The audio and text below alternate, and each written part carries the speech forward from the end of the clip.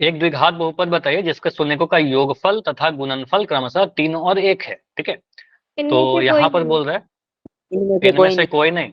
ठीक है, अच्छा मैं बोलूँ कि मुझे तो आंसर ऑप्शन नंबर सी लग रहा है। सर -1 नहीं है है, सर। +1 होना चाहिए। -1 है इसलिए वो भी नहीं होगा, +1 होना चाहिए। नाइस। तो यहाँ पर क्या होगा, जल्दबाजी में ऑप्शन सी मत कर देना। अभी एक बैच में पढ़ा रहा था, वहां पर बहुत सारे आंसर सी आ रहे थे। ठीक है, तो यहाँ पर ध्यान देना है। हमें क्या बोला है, शून्यकों का योगफल, यानी आपसे बोला गया अल्फा प्लस बीटा का वैल्यू कितना है, अल्फा प्लस बीटा योगफल का वैल्यू 3 है। देखो क्रमशः लिखा गया ना, क्रम के अकॉर्डिंग, पहले योगफल तो पहले 3, उसके बाद गुणनफल, गुणनफल कितना है आपका 1 है, तो आप बोल सर यहाँ पर लिख दो पहले 3, और गुणनफल कितना है आपका, अल्फा बीटा का वैल्यू कितना है आपका 1 है। ठीक है, 3 और 1 लिख दिया। अब मैं बोल रहा हूँ यहाँ पर द्विघात बहुपद कैसे बनता है, तो द्विघात बहुपद बनता है एक्स स्क्वायर माइनस, आप सीधे सीधे याद रख सकते हो यहाँ पर सम यानी S into x plus P, ऐसा याद किया था ना, सम इंटू एक्स प्लस पी मतलब योगफल और गुणनफल, एस मतलब योगफल, पी मतलब प्रोडक्ट गुणनफल। तो एक्स स्क्वायर माइनस योगफल, एस कहने का मतलब क्या होता है, यही हमारा एस होता है। ठीक है, एस बराबर 3, और पी का वैल्यू कितना आपका 1 है, तो यहाँ पर बोलोगे सर इसका वैल्यू कितना 3x, और यहाँ पर प्लस का 1 क्योंकि प्लस का पी होता है यहाँ पर, तो आप कह सकते हो ये हमारा आंसर होगा। एक चीज और बताया था कि यहाँ पर के का वैल्यू भी आता है एक, लेकिन के इन जनरल 1 हो जाता है, तो ये एक नंबर के क्वेश्चन में कोई ज्यादा परेशान भी नहीं करेगा आपको, सीधे ऐसे लिख देना x square minus 3x plus 1, तो आंसर क्या आएगा, ऑप्शन नंबर सी नहीं होगा, यहाँ पर माइनस का 1 है तो ये गलत हो जाएगा, और ए और बी तो गलत दिख ही रहा था, तो ऑप्शन नंबर डी हो जाएगा। ठीक है, चलो यहाँ पर एक क्वेश्चन मैं आपसे पूछ रहा हूँ, अगर मैं बोलूं कि हमारे पास शून्यक जो है किसी द्विघात बहुपद के शून्यक, क्योंकि एग्जाम में दो तरीके से क्वेश्चन आ सकता है, या तो शून्यकों का योगफल और गुणनफल देकर बोलेगा, या तो बोलेगा शून्यक जो है हमारे वो दे रखा है अल्फा का वैल्यू 5, और मैं कह रहा हूँ बीटा एक दूसरा शून्यक है वो दे दिया 3, और मैं बोल रहा हूँ इसका जो द्विघात बहुपद बनेगा वो क्या बनेगा। मैं दो ऑप्शन दे रहा हूँ, बस दो ही ऑप्शन दे रहा हूँ, मुझे बताइएगा। एक्स स्क्वायर -5x प्लस का 3, ऑप्शन बी में दे रहा हूँ एक्स स्क्वायर माइनस का 8x प्लस का 15, कौन बी। सा आंसर आएगा, बी आएगा यहाँ पर। ठीक है, तो यहाँ पर कंफ्यूज मत करिएगा, यहाँ पर आपको क्या बोल रहा है, शून्यक दे दिया, अल्फा और बीटा दे दिया। ठीक है, तो आप बोलोगे सर शून्यकों का योग कितना होगा, अल्फा प्लस बीटा का वैल्यू कितना हो जाएगा, 5 + 3 8। ठीक है, 5 + 3 आपका 8 आ जाएगा, और शून्यकों का गुणनफल मतलब अल्फा बीटा का वैल्यू कितना आ जाएगा, 15 आ जाएगा, 5 × 15। ठीक है, अब यहाँ से आप बोलोगे सर ये जो है हमारा सम आया, एस आया, और ये क्या है हमारा प्रोडक्ट आया, पी आया, गुणन आया। ठीक है, अब फॉर्मूला क्या होता है आपका, x square minus sum into x plus product. ठीक है, ऐसे याद रखो, चाहे कुछ बच्चे ऐसे याद रखे होंगे, alpha plus beta into x plus alpha beta, same ही चीज है सारा। तो यहाँ पर एक्स स्क्वायर माइनस सम का वैल्यू आपका कितना है 8 है प्लस 15, तो हमारा आंसर क्या आ रहा है, ऑप्शन नंबर बी आ रहा है। ठीक है ना, तो अगर आपसे शून्यक दे रखा होगा तो ऐसे करिएगा, शून्यकों का योग और गुणनफल दे रखा होगा तो पहले के जैसा करिएगा। ठीक है, बस दोनों को मिक्स नहीं करना है। अगला क्वेश्चन आपको बोला गया है, हल करिए x + y = 14 और x - y = 4। लिखा गया x + y = 14, x - y = 4। अब यहाँ पर नहीं बोला गया है कि कौन से मेथड से करिए, आपको बोला भी नहीं जाएगा। ठीक है, तो यहाँ पर सीधे क्या बोलेंगे, इन दोनों समीकरणों को जोड़ दीजिए। ठीक है, जोड़ोगे तो y से y कैंसिल हो जाएगा। ठीक है, तो आप सीधे सीधे इसको जोड़िएगा, तो आपको दिखेगा विलोपन विधि से y से y आपका कैंसिल हो गया, plus y minus y, x और x को जोड़ेंगे 2x आ जाएगा, 9/5। 14 और 4 को जोड़ेंगे सर 18 आ जाएगा, तो x का वैल्यू कितना आ गया 18/2, x का वैल्यू कितना 9 आ गया। ठीक है, x का वैल्यू 9 समीकरण 1 में पुट कर दो, तो आ जाएगा x + y = 14, x का वैल्यू 14 माइनस 9, x का वैल्यू कितना, हाँ x का वैल्यू तो पता ही है, y का वैल्यू आएगा, x का वैल्यू 9 पुट करोगे तो 9 + y = 14, तो y का वैल्यू कितना 14 माइनस 9 यानी 5। ठीक है, तो y का वैल्यू 5 और x का वैल्यू 9। क्लियर है, मुझे बताओ आपको याद आ रहा है क्या, इसमें कोई शॉर्टकट मैंने बताया था आपको। सर x की और y की वैल्यू पुट कर सकते हैं इक्वेशन में। वो तो पुट करके चेक कर लेंगे कि x का वैल्यू 9 और y का वैल्यू 5 आएगा, तो देखते हैं 9 5 जोड़ेंगे 14 आ जाएगा, 9 में से 5 घटाएंगे 4 आ जाएगा। अच्छा, वैल्यू पुट करके चेक कर सकते हैं, मतलब आप ऑप्शन के थ्रू जा सकते हो, हाँ बिल्कुल ऐसा भी कर सकते हो, लेकिन इससे, हाँ ठीक है ऐसा भी कर सकते हो कि आप ऑप्शन जो दे रखा है ना, लेकिन उससे टाइम कहाँ बचेगा, मान लो आप इसको चेक करोगे सारे ऑप्शन को, मान लो जो सही वाला आंसर ऑप्शन डी में है, तब तक आप ए को पुट करोगे, बी को पुट करोगे, सी को पुट करोगे, डी को पुट करोगे, टाइम आपका और ज्यादा ही लग जाएगा। ठीक है, तो उससे बेटर तो पहले ही वाला मेथड है। देखो एक शॉर्टकट मैं आपको बता देता हूँ, शायद आपको क्लास में ही बताया होगा, लेकिन इस शॉर्टकट का एक क्या होता है ना, किसी भी शॉर्टकट या किसी भी ट्रिक का एक लिमिटेशंस होते हैं, हमेशा नहीं लगेगा। लेकिन अगर आपका कुछ ऐसा इक्वेशन दे रखा हो, एक्स प्लस वाई दे दिया गया हो, ठीक है, ये आपको दे रखा हो और आपको एक्स माइनस वाई दे रखा हो, इसमें कोई छेड़छाड़ नहीं होना चाहिए। ये नहीं कि 2x plus Y, X minus 3y, 2x plus 5y, ऐसा नहीं होना चाहिए। सिंपली मैं आपको क्या बोल रहा हूँ कि आपको एक बार दे दिया x प्लस वाई का वैल्यू, ठीक है, और एक बार दे दिया x माइनस वाई का वैल्यू, ठीक है, अगर ऐसा कुछ दे दिया हो तो आप सीधे सीधे क्या बोलिएगा, x का वैल्यू क्या होगा, दोनों को जोड़ करके 2 से भाग लगाना, y का वैल्यू क्या होगा, घटा करके 2 से भाग लगाना। फॉर एग्जाम्पल मैंने अभी अभी लिखा था x प्लस वाई का वैल्यू 14 और x माइनस वाई का वैल्यू 5, ठीक है, आपको x का वैल्यू चाहिए, तो x का वैल्यू के लिए सर 14 और 5 को जोड़ेंगे और 2 से भाग लगा देंगे। मुझे बताइए 14 और 5 को जोड़ने पर 14 और 5 था क्या, 14 और 4 था ना, 14 और 4 4 था, 14 और 4 को जोड़ेंगे तो कितना मिलेगा, 18 मिलेगा। यहाँ पर ध्यान रखिएगा 14 प्लस 4 को जोड़ेंगे 2 से भाग लगा देंगे, अपने मन में कर लीजिए, तो 18 को डिवाइड कर देंगे 2 से, 9 आ जाएगा। सीधे ऐसे रख सकते हो याद, 14 4 को जोड़ा सर 18, 18 में 2 से भाग लगाया 9 आ गया एक्स का वैल्यू। वाई का वैल्यू कैसे आएगा, वाई का वैल्यू कैसे आएगा, 14 में से 4 को घटाइए, 14 में से 4 घटाएंगे 10 आ जाएगा, 10 को 2 से भाग लगा दीजिए 5 आ जाएगा, 14 माइनस 4 डिवाइड बाई 2 यानी 10/2 यानी 5। ठीक है, ओके, चलो एक और, x प्लस वाई का वैल्यू मैं दे रहा हूँ 15 और x माइनस वाई का वैल्यू दे रहा हूँ यहाँ पर 7। अब मुझे बताइए x का वैल्यू क्या हो जाएगा, 11 15 और 7 को जोड़ेंगे, x का वैल्यू चाहिए सर, 15 7 को जोड़ा, अपने मन में सोचा 15 7 22 होता है, 22 को 2 से भाग लगाइए, आ गया हमारा 11। y का वैल्यू कितना सर, 15 में से 7 घटाइए, 15 में से 7 घटाएंगे 8 आएगा, 8 को 2 से भाग लगा दिया 4 आ गया। 1 सेकंड में आंसर आ गया, 1 सेकंड तो नहीं बोलूंगा लेकिन कम से कम 10-12 सेकंड में तो आप कर ही लोगे। ठीक है, लेकिन मैं यहां पर अगर आपसे ये बोल दूं 2x, अब ये ट्रिक मत लगाइएगा, ठीक है, तो इस ट्रिक का एक लिमिटेशन है, सिर्फ आपको x प्लस वाई और x माइनस वाई लिखा रहेगा तो करिएगा, x का वैल्यू दोनों को जोड़ना है 2 से भाग लगाना है, y का वैल्यू घटा करके 2 से भाग लगाना है। ठीक है, तो ये आपका आंसर आ जाएगा, 11 में 4 जोड़िए देखिए 15 आ जाएगा, 11 में 4 घटाइए देखिए 7 आ जाएगा। ठीक है, चलिए तो ये आपका एक हो गया क्वेश्चन नंबर 10। क्वेश्चन नंबर 11 बोल रहा है कि एक हमारे पास दो समीकरण युग्म दे रखे हैं, 5x माइनस 3y बराबर 11 और माइनस 10x प्लस 6y बराबर 22। बोल रहा है कि ये जो युग्म है इसका जो लाइन बनेगा वो समांतर है। ठीक है, तो बताना है कि सही बोल रहा है कि गलत बोल रहा है, समांतर है या नहीं है, चेक कर लेते हैं। 5x माइनस का 3y बराबर 11, ठीक है, और यहां लिख दिया गया है माइनस का 10x प्लस का 6y बराबर 22। ध्यान से सुनना मेरी बातों को, ठीक है, आप लोग आंसर बिल्कुल सही बोल रहे हो। देखो समीकरण नंबर 1 और समीकरण नंबर 2 का जो फॉर्मेट है ना वो एक जैसा होना चाहिए।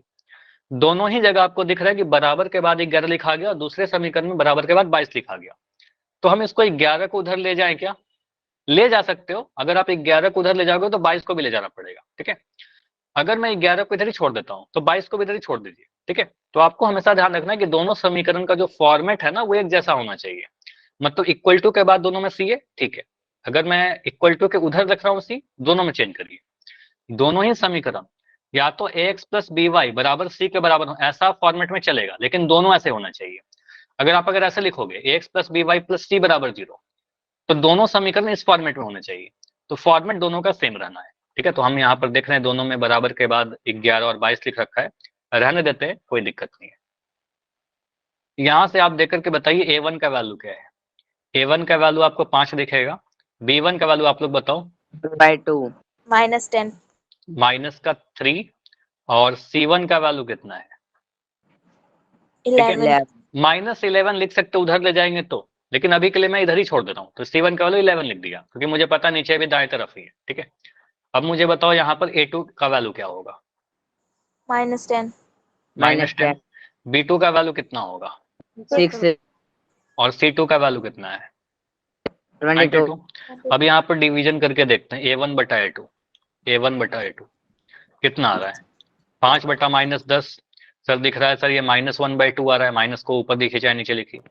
उसके बाद मैं क्या कर रहा हूँ B1 बटा B2 निकाल करके देखो, B1 बटा B2 करोगे हमें दिख रहा है -3 बटा 6, -3 बटा 6 करेंगे सर -1/2 आ गया। उसके बाद C1 बटा C2 करेंगे तो C1 बटा C2 11 बटा 22 आ गया, और 11 बटा 22 1 बटा 2 आ रहा है। ठीक है, तो हमें दिख रहा है सर दो तो सेम है, A1 बटा A2 भी -1/2 आया और B1 बाई B2 भी -1/2 आया, लेकिन C1 बाई C2 प्लस का 1/2 आ गया, ये अलग आ गया। तो कह सकते हैं, माइक बंद कर लो किसी का ऑन है, ठीक है। तो यहाँ पर क्या कह सकते हो सर, आपका A1 बाई A2 जो है वो B1 बाई B2 के बराबर तो आया है, ठीक है, लेकिन ये C1 बाई C2 के बराबर नहीं आया है। ठीक है, ये C1 बाई C2 के बराबर नहीं आया है। ऐसे वाला जो कंडीशन होता है आपका, इसमें कितना हल होता है, आपको सर इसका कोई हल नहीं होगा। ठीक है, अगर मैं पूछूं कितना हल होगा तो कोई हल नहीं होगा, और कोई हल नहीं होगा इसका मतलब क्या होगा, समांतर होगा। ठीक है, और इसको संगत बोलेंगे, क्या संगत बोलेंगे ये भी बता दो। असंगत। असंगत, क्योंकि कोई हल नहीं है तो असंगत हो गया। ठीक है, असंगत युग्म इसी को कहते हैं।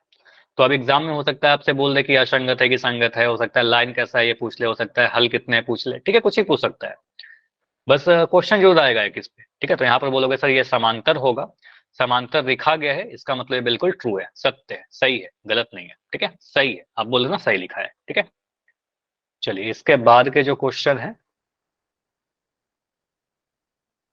कितना क्वेश्चन किया हमने अभी तक, क्वेश्चन नंबर 11 तक हमने कर लिया। ठीक है, क्वेश्चन 12, निर्देशांक ज्यामिति आपने पढ़ा है ना, चैप्टर 7। देखो मैं आपको एक चीज बताता हूँ यहाँ पर, चलो मैं बोल रहा हूँ हमारे पास एक पॉइंट ए है और एक पॉइंट बी है, थोड़ा सा कंसेप्ट देख लो जो अगला क्वेश्चन है। ये दो पॉइंट है हमारे पास, इस पॉइंट का निर्देशांक आपको दे दिया x1 y1, और इस पॉइंट का निर्देशांक आपको दे दिया x2 y2। ठीक है, इन दोनों को जोड़ने वाला रेखाखंड का मध्य बिंदु अगर आपसे पूछता है, मध्य बिंदु मतलब वह बिंदु जो बिल्कुल बीचों बीच हो, मतलब एपी का दूरी और पीबी का दूरी बराबर हो।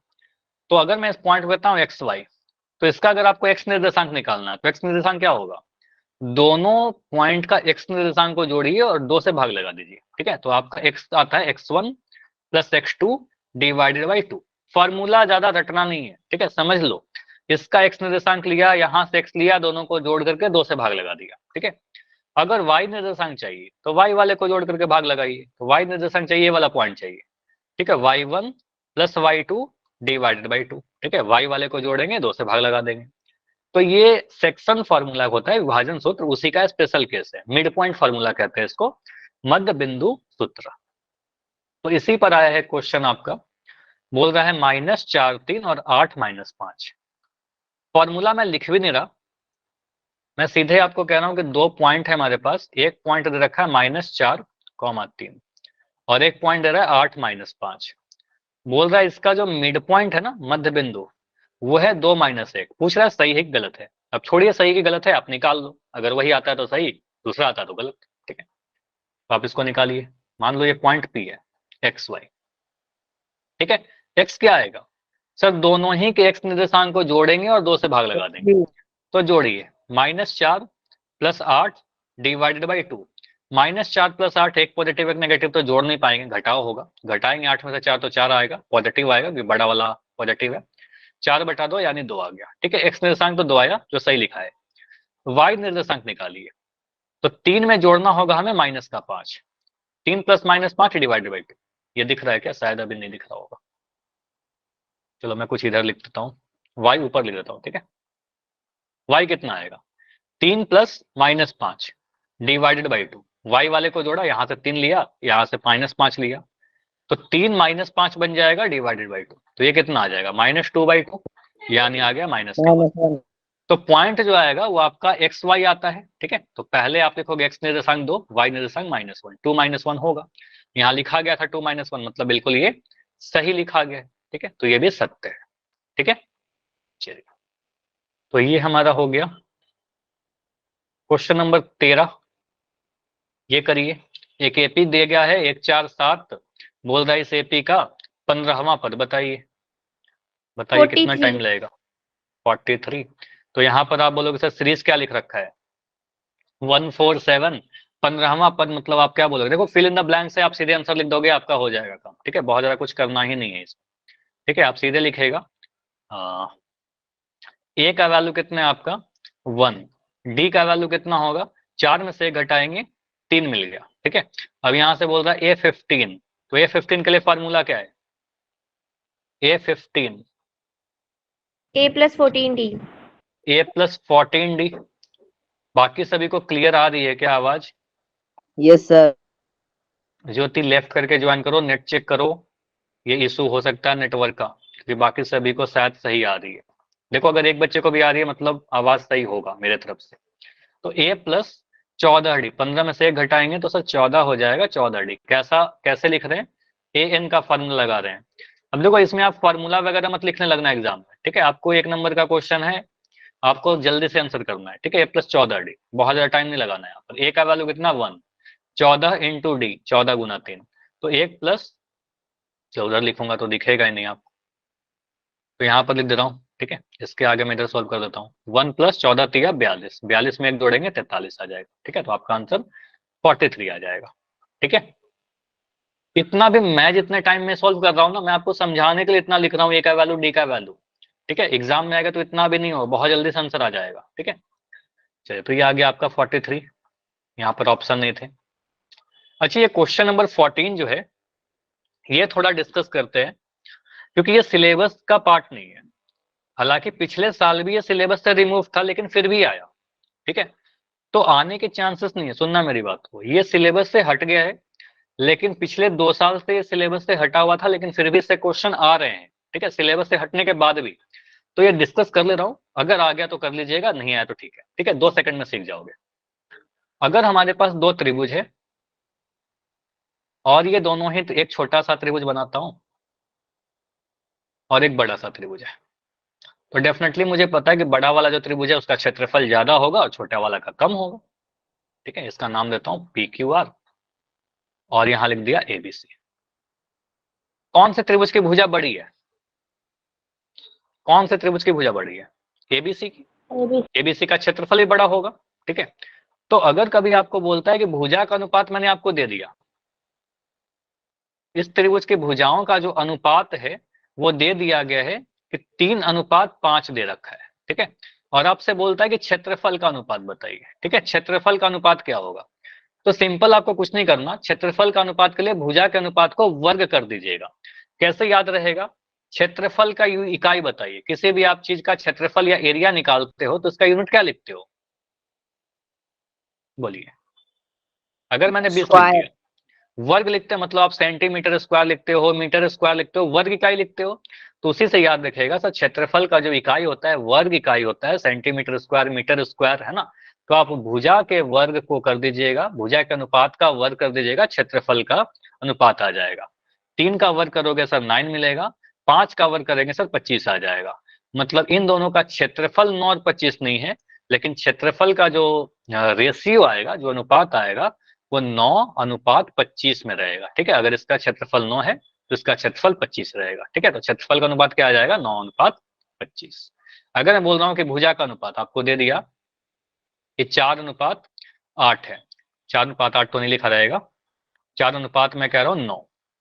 मुझे बताइए क्षेत्रफल का अनुपात क्या बोलोगे, 16:81। 4 का वर्ग करेंगे 16, 9 का करेंगे 81। तो ये सिलेबस का पार्ट नहीं है लेकिन फिर भी आ सकता है, ठीक है। अब मैं पूछ रहा हूँ कि 2 त्रिभुज है जिनके क्षेत्रफल का अनुपात मैं आपको दे रहा हूँ, क्षेत्रफल का अनुपात आपको दे दिया 49:36। मुझे बताइए भुजा का अनुपात क्या रहेगा। 7:6। अब देखो भुजा का वर्ग करेंगे तो क्षेत्रफल आया, तो क्षेत्रफल का वर्गमूल कर देंगे तो भुजा आ जाएगा, ठीक है। तो अगर भुजा का अनुपात पूछ रहा है तो आपको सर 49 का वर्गमूल कर दीजिए, भुजा छोटा होगा ना, तो कहेंगे सर 49 का वर्गमूल करेंगे 7 आएगा और 36 का वर्गमूल करेंगे 6 आएगा। तो भुजा का अनुपात 7:6 आ जाएगा। तो ये दोनों में से कुछ क्वेश्चन आएगा, 1-2 सेकंड में आप कर लोगे, बहुत डिटेल में नहीं सीखना है, सिलेबस में है नहीं, आने का चांस नहीं है, फिर भी क्योंकि पिछले साल आ गया था तो इसका आंसर मुझे बता दो। 4:9 में दे दिया गया है भुजा, दो समरूप त्रिभुज की भुजाएं 4:9 में है, तो क्षेत्रफल का अनुपात क्या होगा? तो 4:9 का वर्ग कर दीजिए, 16:81। ठीक है, 16:81। मूल बिंदु से दूरी, तो मूल बिंदु से दूरी के लिए आपको एक फॉर्मूला याद रखना है। अगर मैं कुछ ऐसा बनाता हूं, अगर हमने y एक्सिस बनाया, x एक्सिस बनाया, तो आपको पता है जहां पर एक दूसरे को काट रहा है यही वाला मूल बिंदु O होता है। ठीक है, जिसका निर्देशांक 0 0 होता है। ठीक है, तो अगर मैं बोलूं एक पॉइंट हमारा इतने दूर पर स्थित है, कोई भी पॉइंट इसका नाम दे दिया, मान लो XY, तो ये डिस्टेंस कितना होता है? या फिर मैं इसका नाम दे दिया P, तो आप सीधे बोल सकते हो OP कितना होगा? तो OP के लिए सीधे फॉर्मूला रखेगा वर्गमूल x square plus Y square. ठीक है, X square plus Y square कुछ नहीं है, पाइथागोरस से निकल कर आ जाता है। खैर कैसे है उसके बारे में डिस्कशन नहीं करते, बाद में जब पढ़ेंगे तो देखेंगे। तो ओपी बराबर X square plus Y square. अगर मैं पॉइंट देता हूं कि 3 और 4 है, ठीक है, मैं पूछ रहा हूं मूल बिंदु से दूरी बताइए, तो आप क्या बोलोगे? सर ओपी कितना आ जाएगा? 3 का स्क्वायर प्लस 4 का स्क्वायर। 3 का वर्ग हो जाएगा 9 और 4 का वर्ग 16, 16 9 25 आ गया, 25 का वर्गमूल कर देंगे 5 आ जाएगा। ठीक है, प्लस माइनस मत लेना क्योंकि डिस्टेंस कभी नेगेटिव नहीं होता। ठीक है, तो डिस्टेंस आपका पॉजिटिव ही आएगा। 5 के बाद ऑप्शन अगर नहीं रहेगा तो यहाँ पर इकाई जरूर लिख देना। ठीक है, अगर ऑप्शन नहीं रहेगा तो इकाई लिख दीजिएगा, सेंटीमीटर मीटर मत लिखना, लेकिन 5 इकाई आंसर होगा। ठीक है, तो ये क्वेश्चन करिए। आपसे बोल रहा है बिंदु कितना है? 5 - 7। ठीक है, तो आपका पॉइंट है 5 - 7। आपसे पूछ रहा है मूल बिंदु से दूरी, करके बताओ। √74। ठीक है, तो आपका पॉइंट जो है आपका P, वो बोल दिया 5 - 7। आपसे पूछ रहा है डिस्टेंस बताइए ओरिजिन से, तो ओपी लिख दोगे। ये x हो गया आपका, ये y हो गया आपका। x का वैल्यू 5, y का वैल्यू -7, तो वर्गमूल X square plus Y square. ठीक है, तो वर्गमूल एक्स स्क्वायर कितना? 5 का वर्ग प्लस -7 का वर्ग। ठीक है, मैं यहाँ पर लिख रहा हूँ 25, मैंने लिख दिया माइनस का 49। सही है कि गलत है? प्लस का आएगा। प्लस का आएगा क्योंकि आपको पता है वर्ग किसी का भी करिए सर प्लस ही आएगा, तो यहाँ पर प्लस का साइन जो है प्लस तो रहेगा ही, और -7 का स्क्वायर करेंगे तो भी 49 आएगा, माइनस को 49 नहीं आने वाला, तो यहाँ पर 49 आएगा। इन दोनों को जोड़ोगे तो 9 5 14, 4 2 6 7, 74 वर्ग। ठीक है, तो 74 ही छोड़ देना, ये किसी का भी वर्ग नहीं है तो ऐसे ही छोड़ देना, और यहाँ पर इकाई लिख देना। ठीक है, तो वर्गमूल 74 इकाई आंसर। ठीक है, मूल बिंदु से दूरी। तो ये होगा आपका क्वेश्चन नंबर, इसका आंसर क्या आएगा? वर्गमूल 74 इकाई। इकाई जरूर लिखना। ठीक है, नहीं लिखोगे तो नंबर नहीं कटेगा, लेकिन अच्छा रहेगा कि आप लिख दीजिए।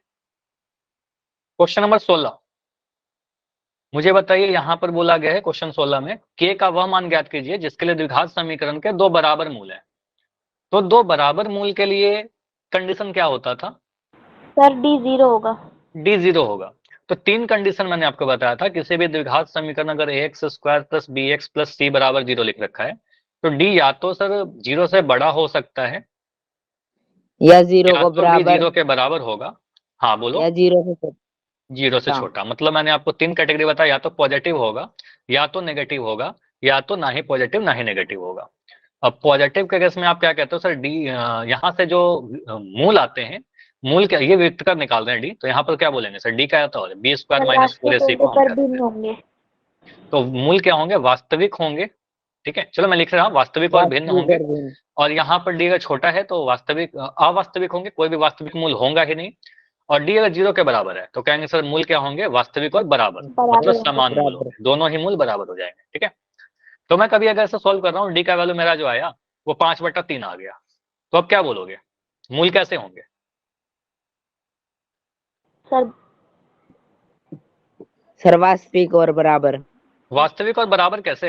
ये पॉजिटिव है ना, 0 से बड़ा है। सर ये पॉजिटिव है, 0 से बड़ा है, तो 0 से बड़ा है तो वास्तविक और भिन्न भिन्न। होगा, वास्तविक भिन्न और होगा। अलग। मैं डी का वैल्यू निकाला और डी का वैल्यू √7 आ गया, आप क्या बोलोगे? सर काल्पनिक होगा। नहीं नहीं, काल्पनिक नहीं होगा। अभी भी देखिए ये पॉजिटिव ही है, भले ही रूट में है, लेकिन है तो पॉजिटिव, है तो 0 से बड़ा। अगर मैं √3 लिख रहा हूँ तो √3 का वैल्यू 1.732 होता है, ये भी तो 0 से बड़ा है। तो आपको सर डी का वैल्यू अगर पॉजिटिव आता है, √7 भी आ गया, तो भी आप क्या बोलोगे सर? वास्तविक तथा भिन्न। ठीक है, ओके। तो ओके सर। पॉजिटिव ही तो है, ये नेगेटिव नहीं है। नेगेटिव रहेगा तभी बोलिएगा अवास्तविक या वास्तविक मिल नहीं होगा, काल्पनिक होगा, ठीक है। नेगेटिव रहेगा तभी बोलिएगा। तो यहाँ पर आपका नेगेटिव नहीं दिख रहा। तो यहाँ पर आप बोलोगे सर दो बराबर मूल चाहिए। बराबर मूल कहने का मतलब वास्तविक और बराबर। सीधे आप बोलोगे सर डी कितना होना चाहिए, डी का वैल्यू 0 होना चाहिए। डी होता क्या है आपका, बी स्क्वायर माइनस 4ac जो होता है वो डी होता है। बी स्क्वायर, बी क्या होता है, ये क्या होता है, यहाँ पर से देखिए। आप देखो समीकरण क्या है, 3x स्क्वायर प्लस के एक्स प्लस 3 बराबर 0। यहाँ से आप बोलोगे सर ए का वैल्यू 3 है, बी का वैल्यू आपका के है, सी का वैल्यू आपका 3 है, ठीक है। तो इसको सॉल्व करिए। तो बी स्क्वायर कहने का मतलब के स्क्वायर माइनस 4 इंटू ए का वैल्यू आपका 3 और सी का वैल्यू भी आपका 3। सॉल्व करिए, 0 आ जाएगा। के स्क्वायर माइनस 4 3 12 12 3 36 बराबर 0। यानी के स्क्वायर का वैल्यू कितना, 36। के की के वैल्यू स्क्वायर का वैल्यू होगा 36 है, तो के का वैल्यू कितना होना चाहिए, के का वैल्यू 6 होगा। के का वैल्यू जो है, या -6? हाँ देखो यही मैं प्लस क्वेश्चन माइनस। चाह भी रहा था कि आप लोग बोलिए। अगर के का वैल्यू 6 बोलोगे ना, तो अगर ये क्वेश्चन 3 नंबर का है तो आपको हो सकता है 2.5 नंबर मिले, ठीक है। अगर 2 नंबर का है तो हो सकता है 1.5 नंबर मिले, थोड़ा सा नंबर कट जाएगा अगर सिर्फ प्लस का 6 लिखोगे तो। यहाँ पर क्या है, के स्क्वायर का मान आपको 36 दे रखा है। तो जब भी मैंने बोला है वर्गमूल हटाओगे तो दोनों तरफ दूसरे तरफ प्लस या माइनस दोनों ही साइन आ जाएंगे। तो प्लस माइनस वर्गमूल 36 लिख दोगे और यहाँ से आपका आ जाएगा प्लस माइनस 6। तो ये आंसर करोगे सर, प्लस का 6 भी होगा माइनस का भी 6 होगा। 6 का वर्ग करेंगे तो भी 36 मिलेगा, माइनस का 6 करेंगे वर्ग तो भी तो 36 मिलेगा। और यहाँ पर रिजेक्ट करने के लिए मेरे पास कोई रीजन नहीं है। अगर मैं बोल दूं कि के जो है किसी भी क्लासरूम में लड़कों की संख्या है, लंबाई है, तब रिजेक्ट करोगे ना। यहाँ तो ऐसा कुछ लिखा नहीं गया है, ठीक है।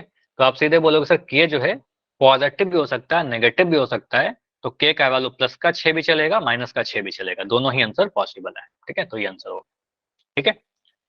चलिए तो आज इतना ही रखते हैं, टाइम हो चुका है। इसके आगे के सारे क्वेश्चन आप खुद से ट्राई करिएगा, ये पीडीएफ में सेंड कर दूंगा आपके ग्रुप में, ठीक है। और इसके आगे के सारे क्वेश्चन ट्राई करना अगले क्लास में। इसके अलावा एक और सैंपल सेट में सेंड करूंगा, ट्राई करिएगा, बिल्कुल इसको छोड़ना नहीं है, ठीक है। क्वेश्चन इसी टाइप के आएंगे, ठीक है। इसमें कुछ क्वेश्चन में, अच्छा एक चीज और, अभी रुक जाओ सभी लोग। इसमें कुछ क्वेश्चन ऐसे भी हैं, जैसे पिछले साल का सिलेबस और इस साल का सिलेबस ना अलग अलग है थोड़ा। इसमें कुछ क्वेश्चन आपको ट्रिगोनोमेट्री के मिल जाएंगे, ठीक है, त्रिकोणमिति के। तो त्रिकोणमिति वाला क्वेश्चन मत बनाइएगा, मैं मार्किंग कर दूंगा, ठीक है, कट लगा दूंगा, वो क्वेश्चन मत करिएगा, ठीक है। जो क्वेश्चन मार्क रहेगा ना कि कट, वो मत करना, ठीक है। बाकी सारे क्वेश्चन कर लेना। चलो ठीक है, इतना ही रखते हैं। इसके आगे कोई डाउट है तो बताओ आज के क्लास में, फिर मिलते हैं अगले क्लास में।